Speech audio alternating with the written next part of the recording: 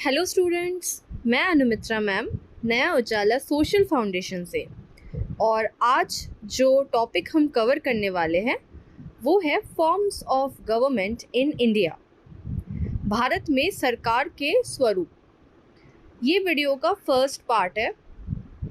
Forms of government समझना अपने आप में बहुत ज़्यादा ज़रूरी बात होती है। ठीक है, हमारे देश में सरकार कैसे चलती है, सरकार के क्या क्या स्वरूप है, ठीक है, सरकार के कितने सारे भाग हैं, ये सभी प्रश्नों का आंसर आपको वीडियो में मिलेगा। So let's start forms of government in India.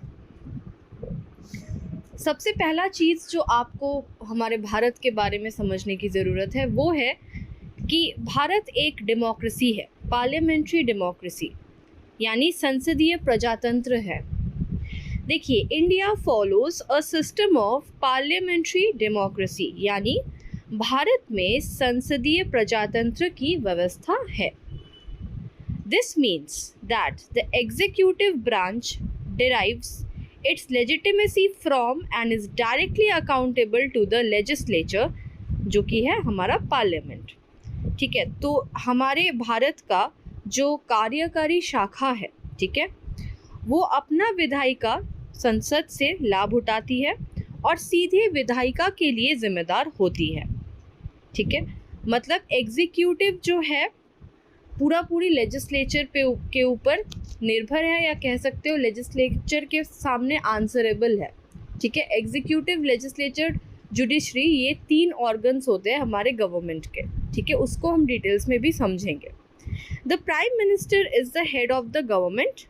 तो जो प्रधानमंत्री होते हैं वो सरकार के मुखिया होते हैं, हेड होते हैं गवर्नमेंट के, and they are appointed by the president, और उन्हें जो है प्रेसिडेंट, राष्ट्रपति जी नियुक्त करते हैं। किसको? प्राइम मिनिस्टर को। तो पार्लियामेंट जो है वो एक डेमोक्रेसी पे चलता है।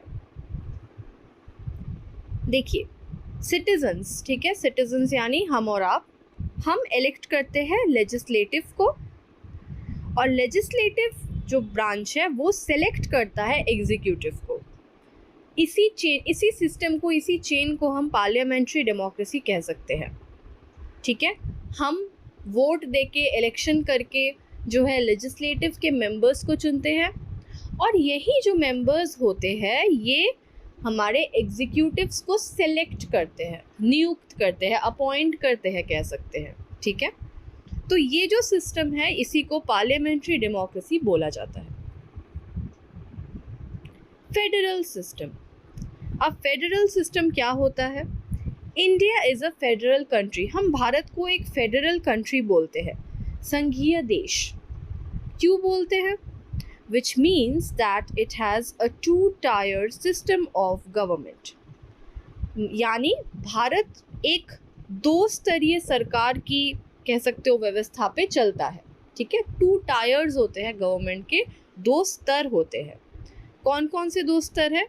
एक सेंट्रल लेवल पे होता है और दूसरा होता है स्टेट लेवल पे। देखिए क्या लिखा है, 1 at the central level and another at the state level. तो ये ही सरकार के 2 स्तर इसी तरीके से विभाजित है, एक सेंट्रल गवर्नमेंट, एक state government. This allows for the division of powers and responsibilities between the central government and the state government.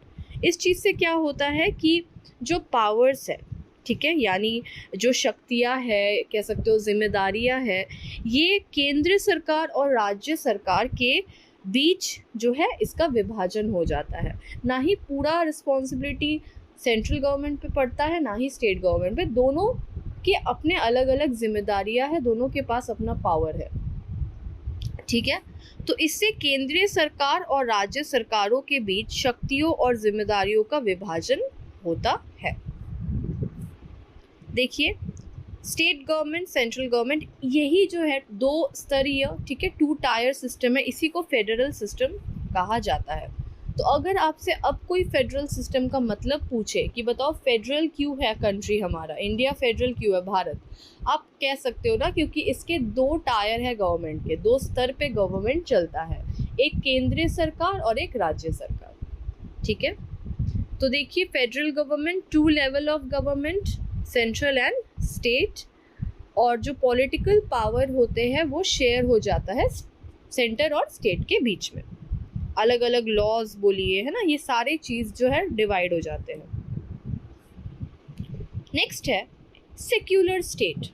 Bharat के बारे में जो नेक्स्ट चीज़ आपको समझने की ज़रूरत है वो क्या है कि भारत एक सेक्युलर यानी धर्मनिरपेक्ष राष्ट्र है। सेक्युलर राष्ट्र मतलब भारत का कोई एक धर्म नहीं है, या कह सकते हो यहाँ पे सभी धर्मों की समान कह सकते हो कि इज्जत है। ऐसा कुछ नहीं है कि हिंदू ऊपर है या क्रिश्चियन या मुस्लिम, नहीं, सभी बराबर है और कोई भी किसी भी धर्म को मान सकता है। ठीक है, तो India is a secular state. Bharat एक धर्मनिरपेक्ष राष्ट्र है, जिसका क्या मतलब होता है, it does not have an official religion, है ना, जिसका अर्थ ये है कि इसमें कोई आधिकारिक धर्म नहीं है। ऐसा नहीं है कि नहीं आपको यही धर्म मान के चलना है अगर आपको भारत में रहना है तो, नहीं, इसका कोई ऐसा रूल नहीं है, कोई ऐसा कंट्री का ऑफिशियल रिलीजन नहीं है इसमें। The government is expected to treat all religions equally and not favour any particular religion. यानी सरकार से यही उम्मीद की जाती है कि वो सभी धर्मों को बराबरी से देखे, है ना, या कह सकते हो किसी विशेष धर्म का पक्षपात ना करे। जहाँ पक्षपात होगा वहाँ वो सेक्युलर देश और नहीं कहलाएगा। तो सेक्युलर का मतलब आई होप आप सभी समझ गए हो, है ना, कि भारत का कोई ऑफिशियल रिलीजन नहीं है, है ना, ये सभी धर्मों को इक्वली सम्मान करता है हमारा गवर्नमेंट। देखिए यूनाइटेड वी स्टैंड, है ना, ये कहावत जो है इसका क्या मतलब है कि सभी धर्म जो है अगर एक साथ एकजुट होके रहे तो हमसे ज़्यादा ताकतवर देश और कुछ भी नहीं होगा, कोई भी नहीं होगा। ठीक है, तो सभी धर्म जो है भारत में मिलजुल के रहे, यही सरकार की उम्मीद भी रहती है। नेक्स्ट है रिपब्लिक। ठीक है, भारत एक गणराज्य है, रिपब्लिक है। इसका क्या मतलब है कि India is a republic which means that the head of state is an elected और अपॉइंटेड ऑफिशियल। क्या अर्थ है इसका कि राष्ट्र के जो मुख्य निर्वाचित या नियुक्त अधिकारी है, ठीक है, वो क्या है, कोई हेरिडिटरी मोनार्क नहीं है। मतलब वो कोई ऐसा नहीं है कि कोई राजा का बेटा ही बना या उसका बेटा, ऐसा कोई वंशवादी राज्य नहीं है ये। ठीक है, हम हमारे लीडर्स को इलेक्ट करते हैं, वोट करके अपॉइंट कर रहे हैं, है ना, उनको जो है जो भी बना रहे हैं, prime minister, chief minister, whatever, MLAs, ये हम इलेक्ट करते हैं। ऐसा नहीं है कि उनके पिताजी थे तो वो बनेंगे। ठीक है, ऐसा कोई यहाँ पे नियम नहीं है। तो इसी को गणराज्य बोला जाता है, रिपब्लिक ऑफ इंडिया। हम जो है सिटीजन्स जो है, हमारे हाथ में ताकत होती है कि हम चुने। ठीक है, और ये बहुत बड़ी ताकत है, इसीलिए जब भी हम वोट देते हैं तो हमें बहुत सोच समझ के जिम्मेदारी के साथ वोट देनी चाहिए। ठीक है, तो भारत एक गणराज्य है, जिसका अर्थ है कि राष्ट्र के मुख्य निर्वाचित या नियुक्त अधिकारी है और ये किसी वंशवादी राजा नहीं है। कोई मोनार्क मतलब क्या होता है, राजा। ठीक है, the president of India is the ceremonial head of state. Bharat के जो राष्ट्रपति है वो यहाँ के मतलब कह सकते हो सेरेमोनियल हेड है स्टेट के, समार्थनी राष्ट्रपति जिसको हम कहेंगे। ठीक है, और देखिए रिपब्लिक का मतलब एक्चुअली होता क्या है, meaning of Republic. Republic is a form of government in which power is held by the people. यानी जो असली पावर है वो नागरिकों के पास होती है, सिटीजन्स के पास होती है, लोगों के पास होती है।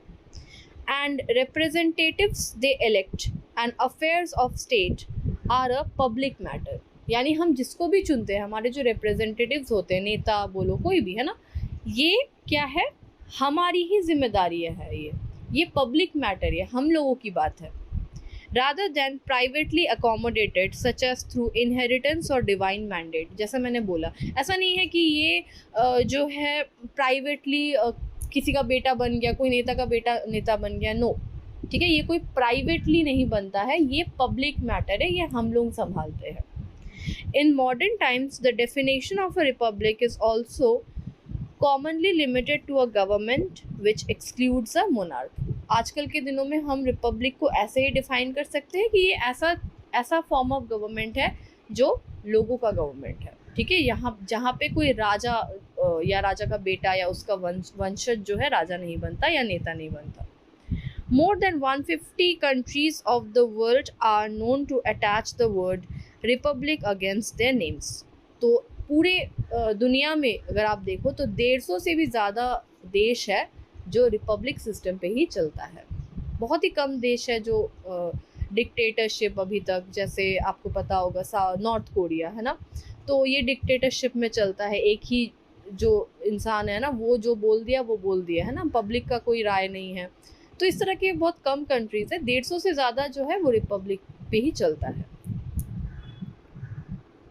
तो आई होप स्टूडेंट्स आपको इंडिया के रिलेटेड ये सारे टर्म्स, फेडरल, सेक्युलर, रिपब्लिक, है ना, डेमोक्रेसी, ये सारी बातें समझ में आ गई, बिकॉज ये बहुत इंपॉर्टेंट बातें हैं। ठीक है, सो नेक्स्ट वीडियो में हम ऑर्गन्स ऑफ गवर्नमेंट को कवर करेंगे। Thank you.